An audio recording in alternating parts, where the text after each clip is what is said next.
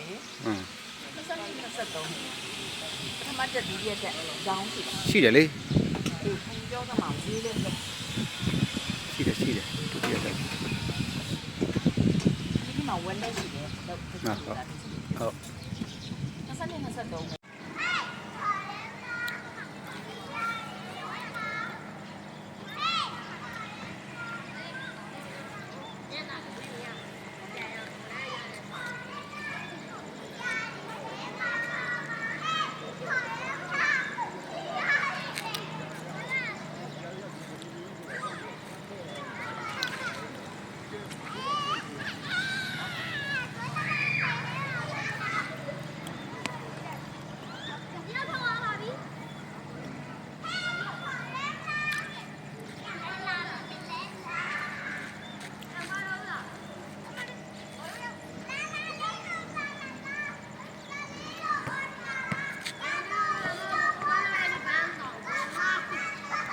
Welcome back to Dukha on Real Estate ဒီခါမိတ်ဆက်ပေးခြင်းတဲ့အခန်းလေးတွေကတော့ကနောင်အညာအပိုက်နဲ့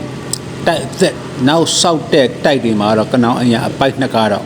အကောင်းဆုံးတိုက်ခန်းတွေပါခင်ဗျာတကုံစိတ်ကမ်းမျိုးနဲ့89ရက်ွက်ကနောင်အညာအပိုက်နဲ့အခန်းလေးတွေအကျယ်ကတော့19ပေ24ပေအင်္ဂါရေချိုးကန်းတစ်ခန်းပါတယ်မိဘကန်းတစ်ခန်းပါတယ်ရန်တာတစ်ခန်းပါတာပေါ့ကားပါကင်ပါတယ်တီတန့်ကားပါကင်ပါတယ်နော်တခြားဘယ်အိမ်ရမှမပါဘူးအိမ်ရဝင်းထဲမှာတီတန့်ကားပါကင်အစီ60 90ထိုးထားလို့ရတယ်သူရှိမှာဈေးကနောင်ဈေးနဲ့အိမ်ရနဲ့တွဲပြီးစောက်ထားတယ်ဒီခန်းလေးဒီအိမ်ရထဲမှာရောင်းခန်းလေးတွေထွက်လာတယ်အယောင်ခန်းငှားခန်းထွက်လာတာအရန်ရှားတဲ့အိမ်ရ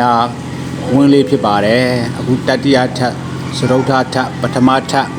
မြင်းထက်ကလေးတွေအယောင်ခန်းရှိပါတယ်ဈေးကတော့အနည်းဆုံး900နဲ့90အပေါ်ဆုံးနေ985 980လောက်ကအနည်းဆုံးပေါ့အောက်မြင်းကြီးထပ်ဆိုရင်တော့980 1000အဲ့လောက်တွေသွားတယ်အစားစားပေါ့တိုက်ခိုင်းရဲ့ location ပေါ်မူတည်ပြီးတော့အပြောင်းလဲတွေရှိပါတယ်ကျေးဇူးတင်ပါတယ်